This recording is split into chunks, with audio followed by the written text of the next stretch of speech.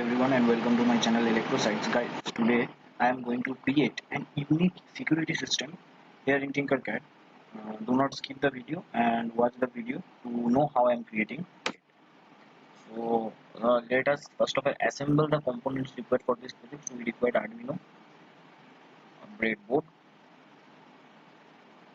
small breadboard, a micro servo, a photoresistor, a PIR motion sensor, and piezo buzzer. Okay, so now first of all place them properly.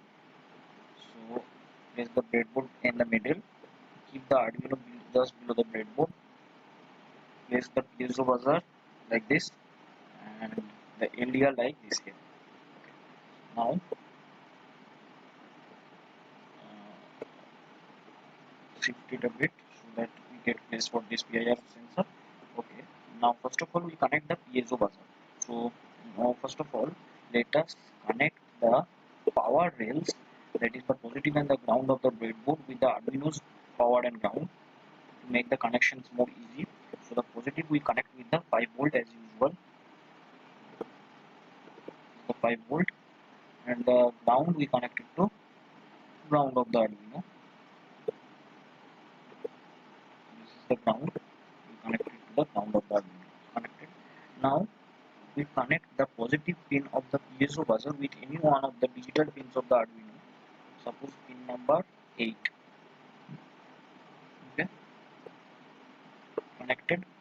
And the negative we connect it to the negative, that is the ground rail of the breadboard. Now for the LDR, the one pin of the LDR we connect it with the ground, and the other pin we connect it to the, suppose, digital pin number 6 of the Arduino. Okay, so the piezo buzzer and LDR are connected with the Arduino. Now we connect the AIR motion sensor. So the signal pin we connect with any one of the digital pins of the Arduino. Suppose pin number, let's say 4. So we connect it with pin number 4, and the power we connect with the power rail of the breadboard like this, and ground with the ground rail of the breadboard. Okay, so the PIR motion sensor is also connected. Now the micro servo is left. We will change the orientation a bit for the micro servo for the convenience of making the connection. So now signal pin we connect with any one of the digital pins of the Arduino. Suppose pin number 10. Okay, connected. Now the power, we give power by connecting it to the positive, and down we connect with the ground rail of the Arduino. So the connections are made. Now we will write the code.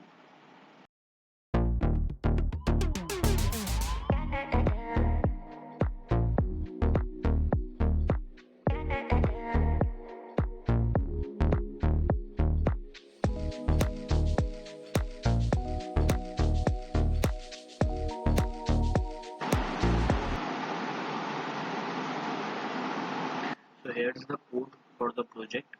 So let's see it one by one, the one by one line explanation of the code. So first of all we have included the library for the servo.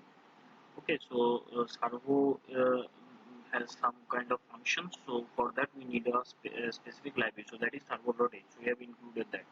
One by one we have defined the pins. Suppose buzzer pin, the buzzer pin is connected to pin number 8, as you can see it is connected to pin number 8, and the LDR pin it is connected to pin number 6, and the motion sensor pin it is connected to pin number 4. So we have written on these connections. Now we state two states, that is pin state current and pin state previous.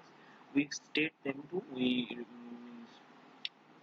set them to low. Why, you will see. Now servo, one object we have to create for this library, that is my servo. Now in the void setup we first of all begin the connection. Now we define the pin modes. The buzzer pin we set it to output because we want it to be output. The pin mode LDR pin it is input, that is we take input from the LDR pin, and from the motion sensor pin also we take input. My servo dot attach, here we have written the connection with the servo motor. So servo motor signal is connected to pin number 10, and in the void loop we have defined the detector, that is detector is equals to digital read PIR pin. So it reads the PIR pin. It has two states, 1 or 0.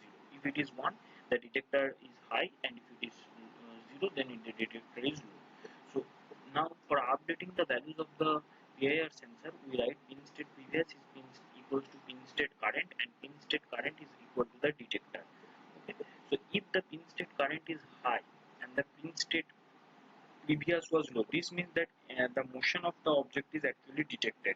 That previous there was some kind of state and the state has changed. So this change is measured by the PIR motion sensor, and we get the motion is detected. And whenever the motion is detected, we set the digital write that the buzzer pin to high. That is the buzzer pin starts working, and we hear the sound.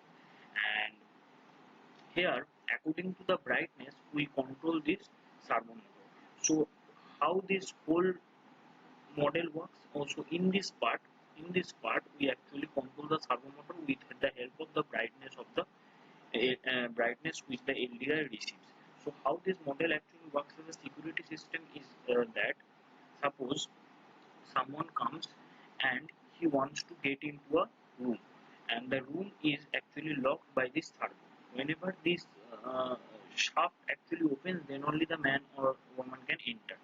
So he or she have to actually flash specific brightness of light into this LDR to open this door. So this is a kind of encryption system, that specific kind of brightness or within a brightness range he or she have to flash this light. Okay. So then only the shaft actually rotates. So let's simulate and see what happens. Okay. So now you can see that it starts rotating because the value is actually greater than 50. Brightness value is greater than 50. That's why it is actually starts rotating. It is somewhat unstable, but if the brightness, if you want to, you can, if you want, you can manipulate the threshold, and you can control the LDR like your wish. As you can see that here the brightness is greater than 50, and that's why the shaft is actually rotating. Now you can set a brightness range within which if the brightness is then only actually the shaft rotates and the room opens and the man or woman can enter. So this is the kind of password. The brightness is actually the password. Okay, so this is how this security system works. And here what happens is that in a specific regions of house, we can keep if we keep some important things and someone enters the room accidentally and he or she moves close to that important thing, then the PIR motion sensor is activated and it detects the motion. Whenever this object moves, you can hear a sound. Okay. So this is how this whole model works actually. This is a unique kind of security system in the sense that it uses the brightness of light to open the room. The room is actually locked by this servo, but whenever a specific brightness of light is flashed on this LDR, then only this shaft actually opens and the person in front of the room can enter the room. Okay, so this.